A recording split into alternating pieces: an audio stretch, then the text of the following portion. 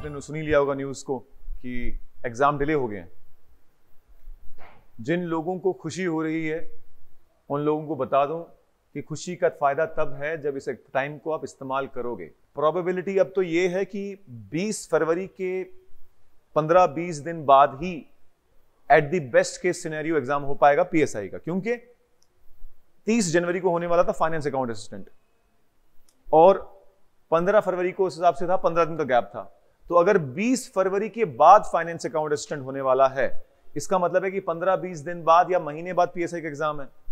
So it's a good thing, लेकिन सिर्फ तभी गुड थिंग है जब आज से आप बोलोगे कि यार हाँ यार अब तो मैं बहुत सीरियस हो जाना है मुझे। क्यों? क्योंकि आपने पहले सोचा था कि यार टाइम भी नहीं बचा है, क्या करें, परेशानी थी, एमसीक्यू करेंगे, रिवीजन करेंगे, क्या करें, सर के ऊपर से चीजें जा रही हैं। अब अच्छी बात है ना, अब आपके पास टाइम हो गया। तो खुशी होनी चाहिए, पर खुशी का फायदा तब है जब आज से आप टाइम बाउंड मैनर में अपने सिलेबस को डिवाइड करोगे कि इतने दिन, इतने आवर्स, इतने वीक्स, इसमें ये, इसमें ये, इसमें ये। What cannot be measured, what cannot be measured cannot be improved। जिस चीज को आप मेजर नहीं कर सकते उसको इंप्रूव भी नहीं कर सकते। अगर अपनी प्रिपरेशन को इंप्रूव करना है तो अपने आप को मेजर करो, अपनी प्रिपरेशन को मेजर करो, पर डे टारगेट में, पर आवर टारगेट में, पर वीक टारगेट में, पर मंथ टारगेट में। कौन सी बात कहां कही जाए, ये सलीका हो तो हर बात सुनी जाती है। बहुत खूब। तो आप सभी को मैं बता दूं, आज से सबके लिए ये नोटिस एक वेकअप कॉल होना चाहिए कि भैया अब शायद मैं भी बच जाऊंगा। जो लोगों ने ढंग से नहीं पढ़ा था उन लोगों को बोल रहा हूं, जिनने अच्छा पढ़ा है वो अपने आप को और स्ट्रांग करो। कोई भी कमी नहीं रहनी चाहिए। आर या पार की लड़ाई होनी चाहिए। अगर आप अभी भी यही सोच रहे हो टाइम कम है, टाइम कम है, तो जिंदगी में हमेशा आपको कम टाइम मिलेगा। एलन मस्क का एक कोट है। एलन मस्क कहता है कि अगर आप अपने आप को 30 दिन दोगे अपना रूम साफ करने के लिए तो आप 30 दिन ही लगाओगे, लेकिन अगर अपने आप को 30 आवर्स दोगे तो आप 30 आवर्स ही लगाओगे, और अगर अपने आप को 3 घंटे दोगे तो 3 आवर्स ही लगाओगे। It is all psychological makeup. Psychologically आप क्या फील करते हो। अगर आपको पता है कि ट्रेन छूटने वाली है तो आपकी दौड़ की जो स्पीड होगी ना वो नॉर्मल से भी ज्यादा होगी, क्योंकि आपको पता है थोड़ा और एफर्ट लगाऊंगा तो ट्रेन पकड़ जाऊंगा, अदरवाइज अभी रुकने का टाइम नहीं है।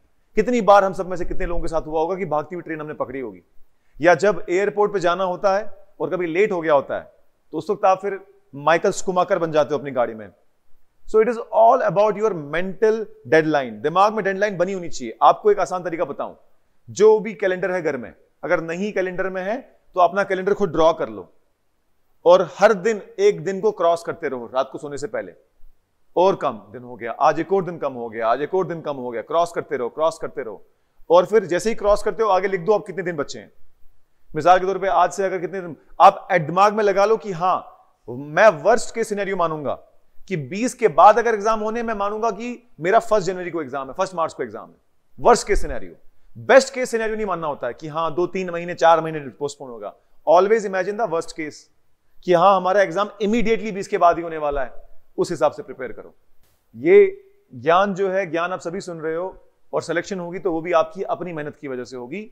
हमारा सिर्फ मार्गदर्शक का रोल है, हम सिर्फ रास्ता दिखा सकते हैं। चलना तो आप ही को है, चलना तो आप ही को है। नोटिस को प्रिंट आउट लेके सामने चिपका दो अपनी दीवार पे कहीं कि भाई इतने दिन। अपने गोल्स को डिवाइड करो, मंथ्स को वीक्स में, वीक्स को आवर्स में, वीक्स को डेज में, डेज को आवर्स में।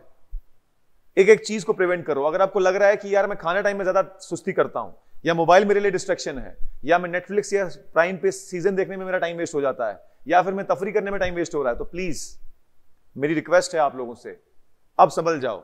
अब टाइम मिलने के बाद भी आपके पास बहाना नहीं रहा कोई। समझ में आ रही ना बात? So please start preparing now. और अब ये ध्यान रखना कि लोग तैयार हैं आपकी नाकामी की खबर सुनने के लिए। किसी को फर्क नहीं पड़ता, कोई आपकी कामयाबी की खबर नहीं सुनना चाहता। मैं बता दूं आपको, ये रियलिटी है।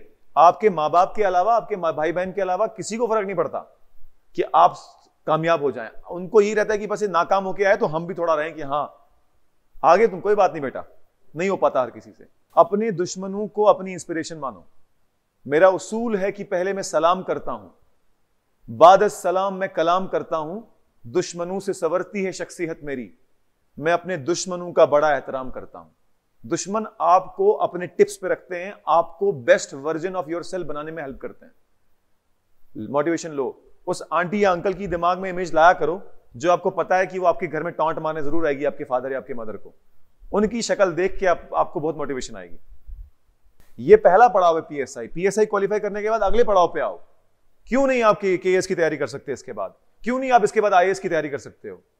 भाई आपने खुद देखा है 2015 का थर्ड टॉपर 12वीं में मुश्किल से पास हुआ था, जुनैद अहमद। पढ़ो उसकी स्टोरी, यूट्यूब पे सर्च करो Junaid Ahmad all India rank 3, 64 की 60 मार्क्स से वो पास हुआ था और वो यूपीएससी का थर्ड टॉपर है। तो ये ऐसे एग्जाम है, इसमें आपका प्रीवियस कैसा रहा इस पे कोई मैटर नहीं करता, आज आप क्या कर रहे हो उस पर मैटर करेगा।